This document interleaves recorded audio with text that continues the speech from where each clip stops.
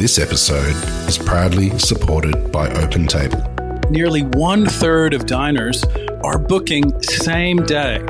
So they're making those decisions on the spot. And 10% are making their bookings within just a few hours. And so it's why it's so important to have booking software like OpenTable, which allows your diners to discover you. And so when restaurants are on platforms like OpenTable, they're much more likely to be discovered. We help diners to connect to restaurants. Ultimately, having technology, using technology, helps you to reattach to those diners. Experience the power of OpenTable. For an exclusive offer, visit restaurant.opentable.com.au/DITW.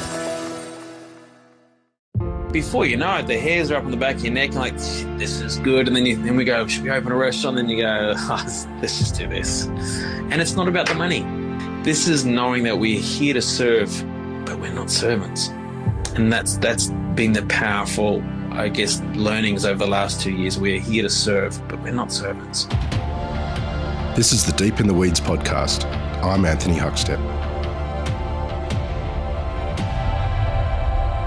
The underlying theme of many discussions we've had over the last 2 years has been that of change.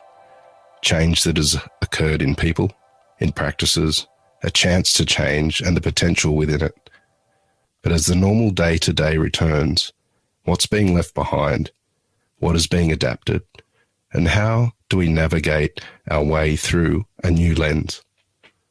Jason Roberts is a chef by trade for the last 30 years and a very influential food communicator too. Jason, how are you? G'day, Huckstep. Good to nice to chat to you, bud. I was actually just researching music and came across Genocide and was clearly surprised with some of the music that you were singing. Mate, gosh, you're talented. How incredible. Well, I think I sounded more like a coffee machine in those days when I sang like that. I think it's magical. I think it's magical that we all have this. We find our way in the world, and eventually we end up where we're meant to end up. Well, you have many creative outlets, and one of the interesting things that's happened in more recent times is G'day Neighbour, this way of connecting. How did that come about for you, and what have you got from it? I think, at the start of COVID, we all were looking, what do we do next sort of thing. And, a lot of my work was still American based. I was actually literally the week before was meant to jump on a plane to head off to do a show in Chicago and then New York. Anyway, so that shut down. And before we knew it, everything was sort of shut down. Everyone was scrambling for toilet paper. I worked out a long time ago, you could get 4 wipes out of one piece of paper. So I wasn't rushing, but I knew I had to change the way I looked at the world in a very short amount of time. And I think somewhat blessed growing up in a restaurant world where you sort of have to work 11th hour, last minute. My first thought was, how do I help my community? It wasn't even how I grow something, it was how do I be present for my community? And so the first thing I did, so doing this Instagram live thing called G'day Neighbour, that sort of just came and evolved. And that was through, a good friendship. But ultimately it was opening my windows to those walking past and just checking in. And it was, here you go. I got to know everyone. I started making handmade pasta and literally just giving handmade pasta out the window. But we all know everyone was making sourdough and banana bread, so I jumped on that bandwagon and then started creating social media content around that. And then we started making content on how we lose the weight from all the banana bread and sourdough we were eating. So I was just going with the times. But G'day Neighbour, in the beginning was just a way of connecting with my community, and the way I guess how it served me now, it's given me a community of people who check in on me. It's very self-serving. It's a very special little place, and I hold it dearly. And I think more importantly, it's the kids who stay curious and knock on the window and ask questions and share little moments, getting to know them, getting to know their parents. But we have this incredible village vibe. Has this changed the way that you cook during this time?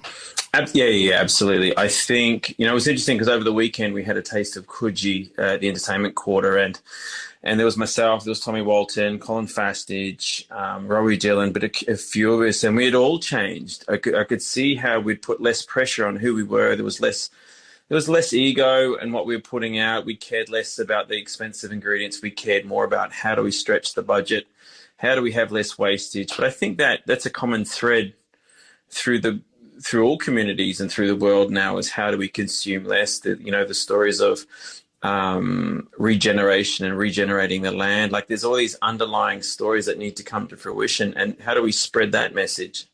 So I think our cooking has adjusted right across the board. You mentioned that a lot of your work is in the US. So what sort of impact has that separation had on you? To be honest, it's been quite positive. But because I would say that, I cast my net pretty far back in 2005. I'd started doing television in 2000 with Channel 9, went to Channel 10, then, got a bit of a foot in the door in the States with a couple of the networks.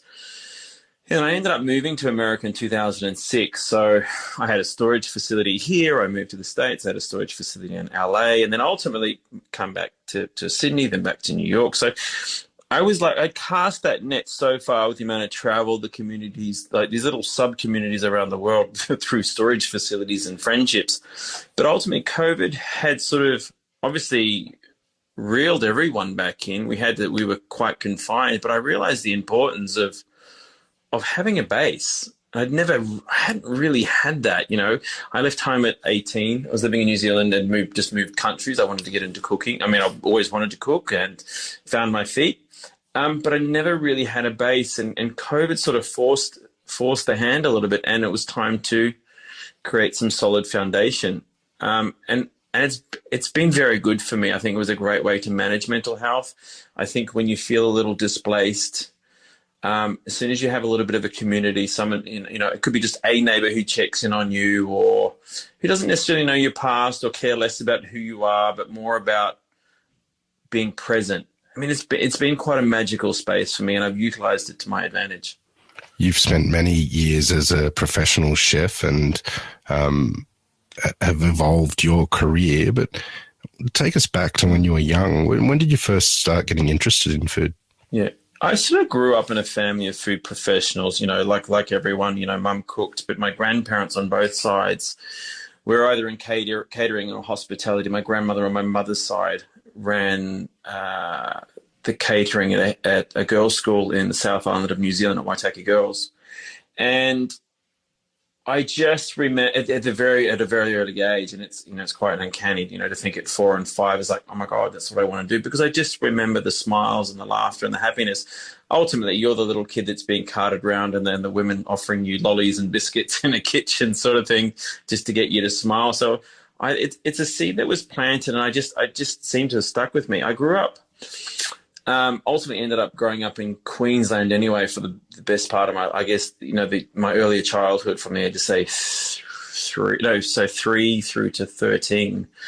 And it was quite a heavy time in my life. There was a lot of domestic violence and associated, to my mom, and there was abuse on all levels. But so you tend to block a lot of that out, and there's one good seed that was planted, and it's just it's a memory for you. And so my go-to was like, oh my God, I want to be a cook. So despite small amounts of trauma in my earlier childhood, that little seed was planted, and whatever I could do, whether it was on a primary school level or high school, I would do home economics. I would take opportunities to cook a meal. I could growing my own garden. I didn't make the association as a kid, like if I grow tomatoes and watermelons, that would come into my thought pattern when it came to cooking. None of that, that didn't come till later, but I just realized that all those things, and growing up on a farm and sort of utilizing a whole animal when it was butchered, like all those things sort of added to my life. And there is this full circle moment in your life. Is like, oh, wow. So wow. It's quite spiritual, to be honest. But I was lucky, all those seeds, and for whatever was going on in my world, like all these little seeds were planted, and they just ultimately they've come to fruition, and I feel like I've become a better storyteller because of them. How did cooking back then make you feel? It was limitless. I think like any young chef, and it's interesting because I've only just met someone who's 14, and I just like, oh my God, that was me. And he well advanced because of television. This kid is just beyond, like his energy and passion. But I think for me, there was this, like any kid who's like unsure of what they want to do when they leave. I knew what I wanted to do. I knew I had to leave the country. When I left school, I got at 18, I still looked like a 12-year-old. I was little. And like, I would go for job interviews like, oh, we don't really have anything for your size. And I didn't flourish. I didn't sort of grow into my body till I was 21. But anyway, ultimately I ended up in Sydney. I started working at Ravisi's in Bondi Beach and was offered an apprenticeship. This was when Max's shoe store was underneath and Megan Brown was the head chef. And then ultimately went on to Armstrong's and then to Bistro Moncur in 93, I think like a year after it opened. Take us into that first times that you were in commercial kitchens. What did it feel like? Do you have any stories of the early days? Loved it. Oh my God. I loved it. I remember, you're making, a couple $100 a week sort of thing. So microwaving bread rolls and pouring butterscotch sauce on it and eating it with ice cream and seeing people pass around a plate with drugs on it was like, gross. Like, I didn't touch drugs. I managed to veer away from drugs. I didn't drink alcohol till I was 30, but I was immersed into this culture of like, oh my God. Oh, and this is my favorite story.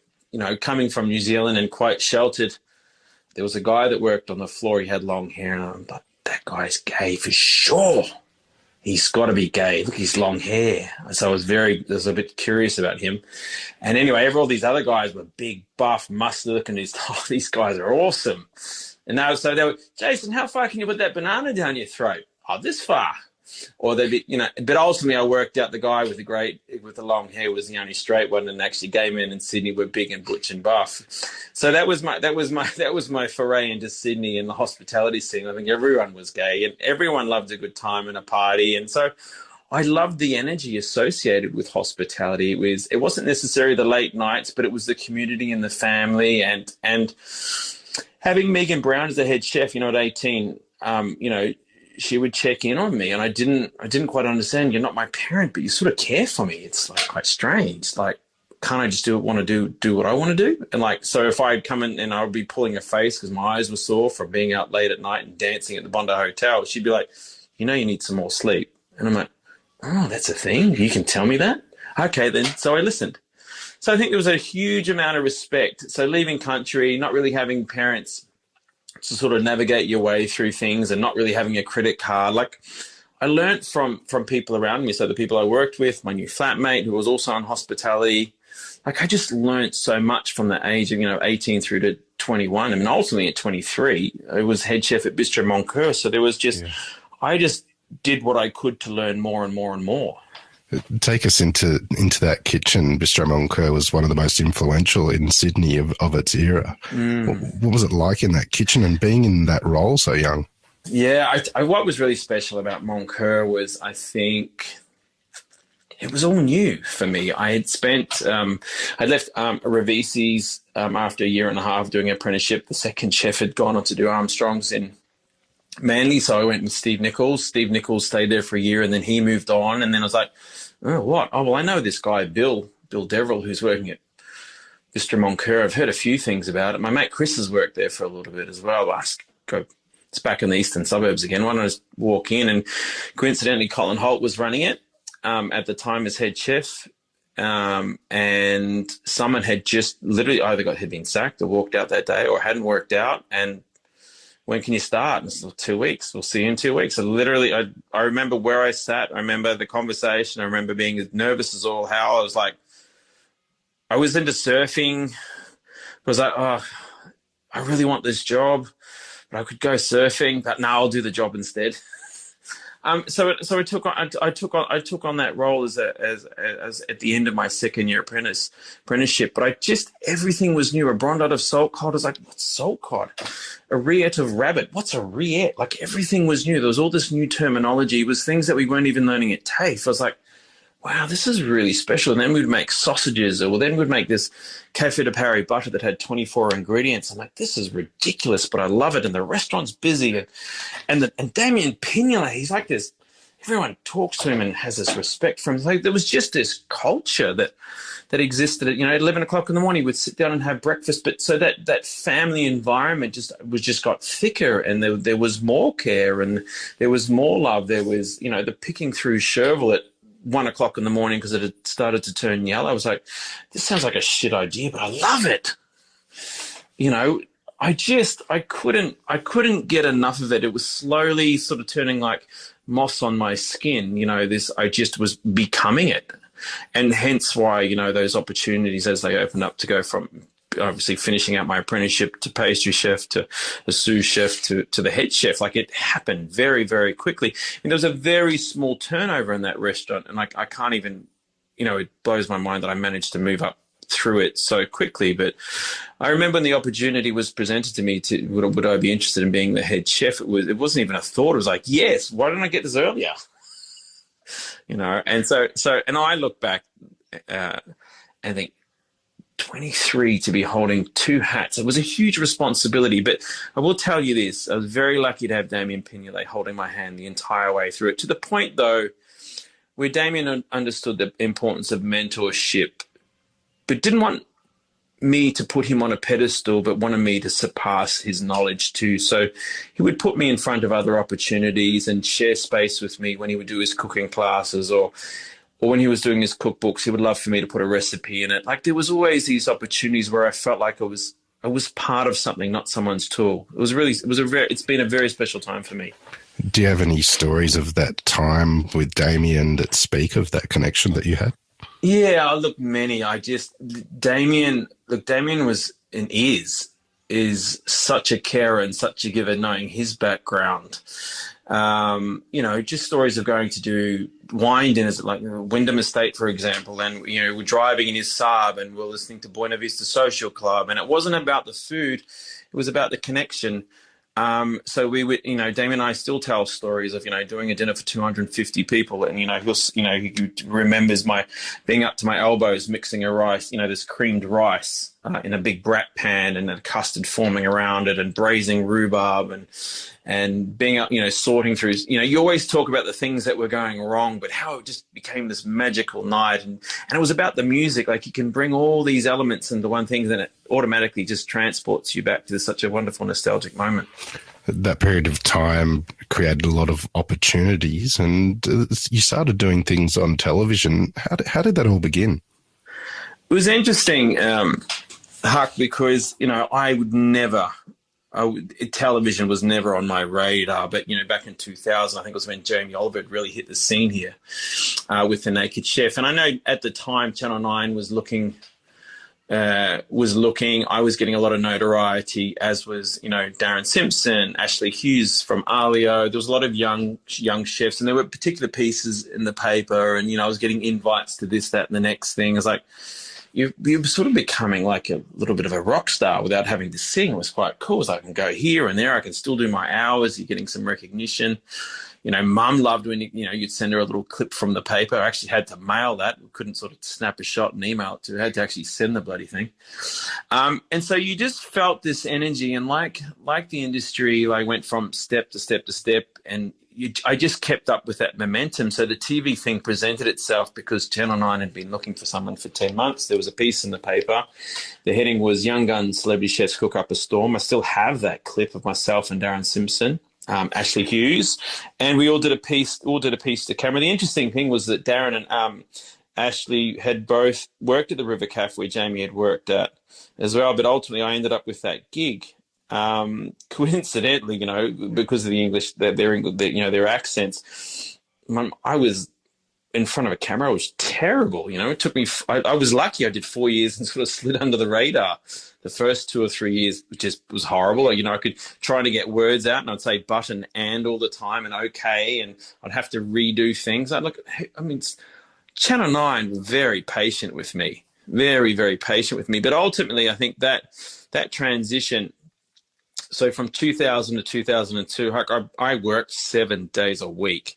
And ultimately, Damien said to me, he's like, you're going to have to make a choice. You're going to burn out. So I decided, it was hard. I'd been at Moncur, I think, close to 9 years. And I just said, look, I think I see the opportunity with the television at the moment. He didn't try and hold me back. He said, look, you need to go with where your heart is, and we will always remain friends. And we have, and I've done other work with him. So I just went with my heart. And I just felt there was a way of being in front of people. I didn't know what my message was at the time. Like I feel now it's more important than what it was then. But it was like, I feel like this is for some reason I'm meant to be in this space, and people were very critical at the time. I remember getting written off a few times. God, that shirt's horrible. Oh, what are you using that knife for? I mean, everyone's a bloody critic on television. But I think ultimately you learned to navigate your way through the noise, and you saw everything as an opportunity. At the end of the day, I saw it as a bloody paycheck too, I would head up to Rockhampton for Beef Week, or I'd head down to Victoria for something, or over to Perth for the show where you're on stage. I love that connection. It was the thing that was missed in a restaurant when you're back of house, is that, well, you cook all day and you talk to your suppliers and you work with your staff, but you don't really get to see the customers. I felt like working on television and doing those little events outside was like, this was my way to chat with customers. It was really important for me. I think that sort of opened a huge doorway. In the US, you did a lot of media. How did that start for you? And what were some of the interesting sort of media experiences that you've had? The US was very interesting. I managed to land a manager, at the time, who had the gift of the gab and somehow got me on Good Morning America.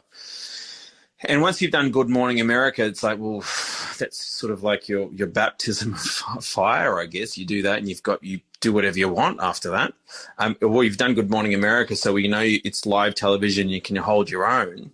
And so, I had that piece. I got sent around to Sharon Osbourne and Wayne Brady and the E! Network, and ultimately ended up doing all those shows. To the point, though, where I picked up, this is when brands started sort of coming out, and so we see the opportunity as a chef fronting our brand. So I ended up being a global ambassador for Amway, which is a multi-level marketing company, for literally 5 years. I traveled the world a number of times doing live shows. What's funny is that being a multi-level marketing company, and this is before social media, you'd never know that, the biggest show I ever did was in front of 160,000 people in China. We had close to 500 security guards. You get on stage and there's pyrotechnics and dancers and drummers, and I'm just cooking a piece of fish in broth with some white peppercorns. Jason Roberts, everybody. And there's 160,000 people screaming. I can't even tell you. I really was immersed in this rock star lifestyle, traveling the world, not really leaving a hotel because you're exhausted. You go in for a sound check and camera check, and it was bizarre. To the point for now it's literally 14 years ago that I was traveling on that sort of level, but it's such a blur. And I feel like I went to all these countries, but I didn't really visit them. For someone that built a career in the industry and then became a communicator in it, what's it felt like for you in regards to your role? How do you approach that communication of food? I think that the really important thing is, and probably maybe over the last 6 or 7 years, even well prior to COVID, but I think after coming back I was living in New York and working on the ABC on a show, coming back for a second time. So I lived in LA and I came back, and I think MasterChef had sort of, was really up and running, and the chefs who were coming through that were getting all these opportunities. So, and I picked up a gig back in the States. I came back from there, sort of almost with my tail between my legs, I'd done it. I landed a relationship back here. So I came back to the relationship and sort of, I lead with my heart. So no, the relationship is probably the right thing to put my energy into. Anyways, and so then as far as any of the opportunities, I felt like I was coming back to, oh shit, doesn't matter that you've been to the States and you've done shows and what you've done. It's I feel a bit unseen. I feel a bit useless here. So you got to start again. You really have to build again. So to be honest, COVID did me a favor. It gave me a chance to build something. But ultimately, I think I spent a lot of time just, in the morning, and I'm not very good at meditating. I'm sort of all over the place. But, I'll have these thoughts, and I just, we grew up in a world that's told you what to do. Our parents told us what to do all the time. There really was the one way to do things. Schooling did the same thing. Job description sort of mandated you do what you're told. But we sort of forgot to stay curious. So now I'm at this point where I question bloody everything. we had this chat the other day with the guys from Oro King Salmon and, what's going to happen to hospitality sort of thing. It's like we just need to question everything. And I've been so lucky for the people that I have had conversations with, the countries that I've had traveled to. It can be in this place of curiosity, and we will get through this. Like this is what's going on with COVID and with the lack of jobs at the moment. We just need to rethink. But because we've set in our ways a little bit because of what I was talking about, parenting and schooling and job descriptions. There's only one way to do this. We forget to be open to new things. We forget to be curious. So I'm sort of excited for our future. I've shared with many people, even an event I did over the weekend where it was so quiet, but no people weren't going out in the rain, and schools are closing down still with COVID cases. I just keep saying to people, we have to dig the next year into the ground, and we will all walk out of this together. We have to band together. It's the only way we do it. But that's how a community works. Everyone works in. Everyone has a job description, whether it's a description or not, but they have a thing that they do. You mentioned a bit earlier that feeling as a young chef of being limitless. With your sort of extensive experience in the industry and looking in from the outside, given what's happened in the last year and a half, how do you see things moving forward and change, and what are the opportunities?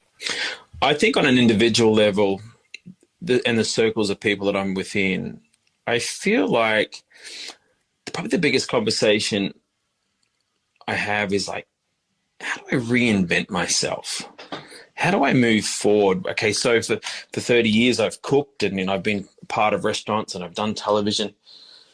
Okay, so maybe the money's gone from that and the opportunities aren't as great. So how do I reinvent myself? First and foremost, you have to break the mold of thinking that that's what you are, that you're just a chef or you're just a TV chef. And I had this conversation with Manu Fidel just recently, and he sort of broke down and just said, I don't know what I'm meant to be doing, because I was cooking and then I did the TV and then the TV disappeared and the cooking. I'm like, well, what am I meant to be doing? But it's a conversation I have with many chefs. It's because we've given so much time and love and energy to an industry that ultimately, when COVID happened, it was taken from underneath of us.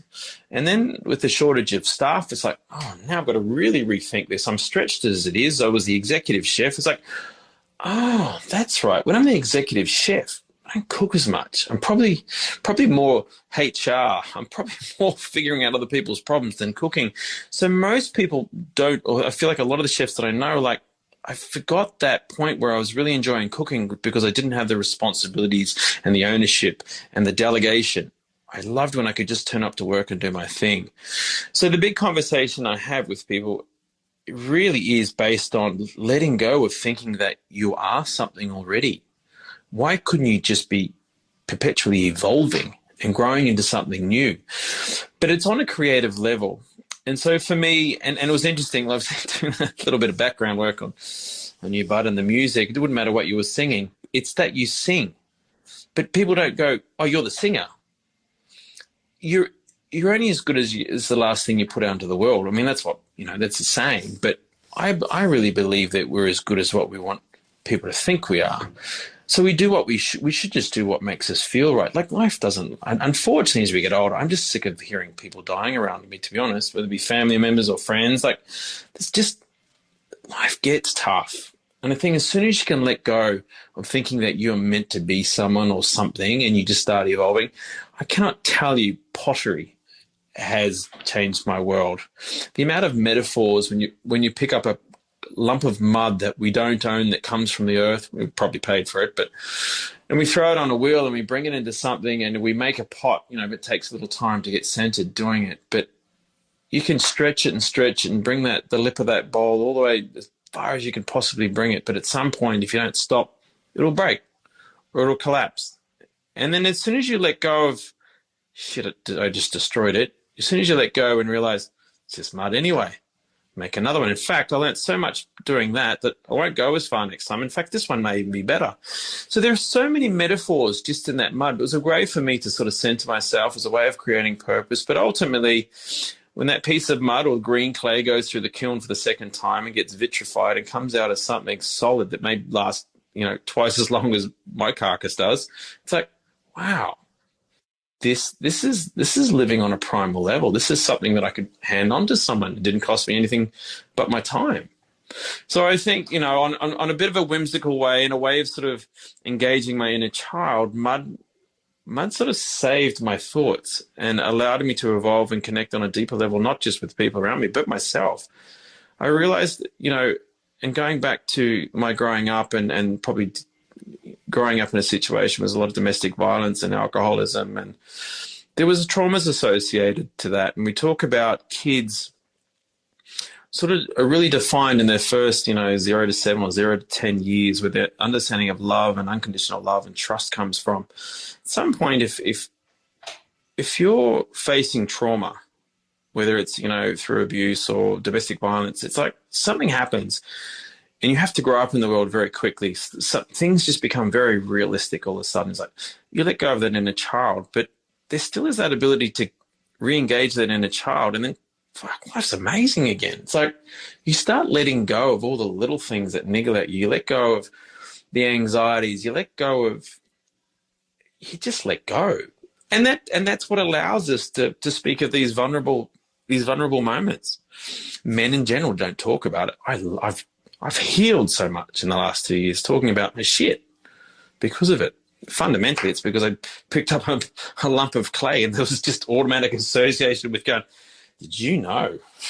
It's been a full circle moment. I look at my, I can look in the mirror now at 47, like shit, I've aged a bit, but I've come a long way in 2 years. I can tell you that. You've experienced the anxiety and pressures of stars and hats and being scored as a chef. And that sort of world got disrupted in the last year and a half. How do you see the place and the role of that in the hospitality era that's moving forward? Yeah, this is a very good question. First and foremost, we've got to look on the ground level what food and hospitality is. It's providing meals. It's a way of, connection, feeding those who need to be fed. So somewhere along the way,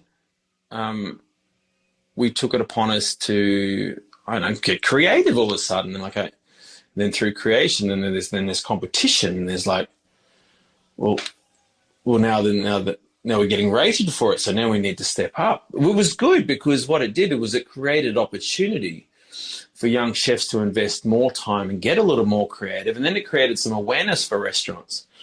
But I think ultimately, moving forward, and this is not forever, but this is for now because of the lack of staff and hospitality people, I think we need to remove that stigma associated to restaurants. I think we need to remove the chasing of hats and ego and being less wasteful, to be honest. I think we just need to pour our time and our knowledge into young people, pour our time and knowledge into people who feel a little bit broken by the industry, weighing in on tipping the scales for people whose mental health has been affected. And there's a re-education process. There's a lifting and lifting up process where we can encourage those who are so broken. We need to rethink wages. We need to stop the wage wars. But they're all big, great ideas. But if we can't do it together as a community and agree on it, then it'll fall by the wayside. I feel a little bit broken for my friends who are still, who are putting all their heart and soul into a big ass menu and they're just not getting the numbers through. And so I can only feel that there's got to be some sort of food wastage, not to mention their mental health. They're not getting time with their family. Ultimately, think, well, I'll just keep doing the hours and eventually I'll get some staff. But I just don't think eventually the staff are going to come, not yet, till we make these changes and make it more inviting for people to want to be back in hospitality. This growth and change that you've experienced in the last 2 years, has that ever made you think about opening a restaurant? No, no. I tell you what really turns me on about food at the moment and it's my time with Tommy Walton and a good friend of mine, Res. And to be honest, it's a little bit underground. It's opening up my windows and having my neighbors drop by and grab a taco. It's not, you're not playing by the book. It's one dish served well. It's a community of even having suppliers who've jumped on board to support different non-for-profits that we've supported, with the Oz Harvest or the Black Dog Institute. And even that, you know what, I want to refine that a little bit more and do something a little bit more community associated. And I know here in Bondi there's a particular non-for-profit which sort of helps out kids who've been affected by domestic violence, where the parents have separated and they've sort of been left to manage their own life. So I just think, when it comes, but however, having said that, sure, a fancy new restaurant will open up and go, what if I just did that? And then I quickly go, what if I can't find any staff and I'm working every bloody hour? I think that's the real tough bit. I romanticize, I really do, Huck, about jumping back into the restaurant. There is this energy associated when we do these taco nights. We have a line of people up, in a residential area, and Tom and I are slinging out tacos faster than the orders, just as fast as the orders are coming in, sort of thing. It's like, oh, it's a machine. I love this machine. In fact, it reminds me of Bistro Moncur on a footy night down the road, and people lining up at 5:45. So we'd cook, quickly seal off 20 steaks, and we'd have confit duck sort of browned on one side. Like we were set. So Tom and I are set, and it's like, okay, windows open, let's go. And it's like, before you know it, the hairs are up on the back of your neck and like, shit, this is good. And then we go, should we open a restaurant? And then you go, oh, let's just do this. And it's not about the money. None of this is about money. This is knowing that we're here to serve, but we're not servants. And that's been the powerful, I guess, learnings over the last 2 years. We're here to serve, but we're not servants. What do you love about what you do? I love that it's different every day. It can be just as tiring. Like I would consider myself a digital warrior. So everything's based around social media. I work with different brands. What I do love is the brands that I get to work with. I mean, they've been very organic in the sense of the way that we've come into partnership. It's not like a whole lot of agents and managers going to, hey, you should work with this product and this is what they're going to pay you. It's like you start off on a smaller fee with these people, and you organically work it into your socials, and before you know it, it just becomes part of who you are. So it's not forced. It's not, you're giving a brand an identity, which ultimately just becomes a little bit of who you are. So I just love, everything just seems a little bit more organic at the moment. But I've learned a lot of lessons, since starting television back in 2000. I worked with a lot of people. I have a lot of great connections. And I think those connections have really come to fruition as well, because I remember, as I was saying before, I cast my net too far, and I was traveling the world, and I was here, and there's a storage facility here, and there's one over there. And it's like, fuck, where am I meant to be? And then so that was it, in that second week of March, whenever we went into lockdown, I was like, shit, that was that week. I had to really start rethinking everything without purposely or mind mapping what my next 2 years was going to look like. And did I think I was going to be where I am now? I had no idea. I was just happy to get through each week, but I just knew that I had to make connections with people and reconnect with those I'd connected with a long time ago, because everyone's sort of come back into my life, and even the work's picked up again back in the States. I've about to sign off on a contract to get me through next year, and it's just shape-shifted. I didn't have to travel the world or create content. There might be some events throughout the year that I end up at, but everything's sort of slowly coming back. You experienced burnout as a young chef when you were highly successful. What sort of wisdom could you pass on now to young chefs with the insights that you have and experience? There's probably a couple. I remember when put yourself, okay, the first and foremost, put yourself first. Take that first breath for yourself in the morning, when you're putting your shoes on, sort of thing. I still remember walking down Queen Street in the morning and taking a big breath, going, best day of my life. And I was working 70 and 80 hours a week, and on my day off, I would go and work at another restaurant because I wanted to learn Thai food. And I was so impressed by the guys at Long Grain and Sailor's Thai. I was like, at some point I want to do Thai food. I managed, because I wasn't drinking. Just I think probably one of the biggest things is stay on track, be mindful of those late nights. Don't get tied up in drugs and alcohol. Those things will never serve you. Do what serves you. educate yourself, whether you read books or Google something online, but just stay curious, question everything. I think our teachers and our mentors there are meant to guide us, but they don't have all the answers. And at some point you'll surpass them. But just put yourself first. And by putting yourself first, that's eating well, that's exercising, that's drinking plenty of water. That will serve you.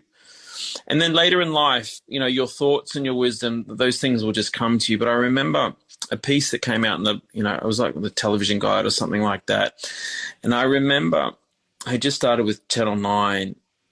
And one of the questions was, why do you like cooking so much? Or what is it? It was something to do with along the lines, why do you cook? And I've always been quite in touch with my emotions. And this is going back 20 years ago. I just said, I do it because I want to be loved.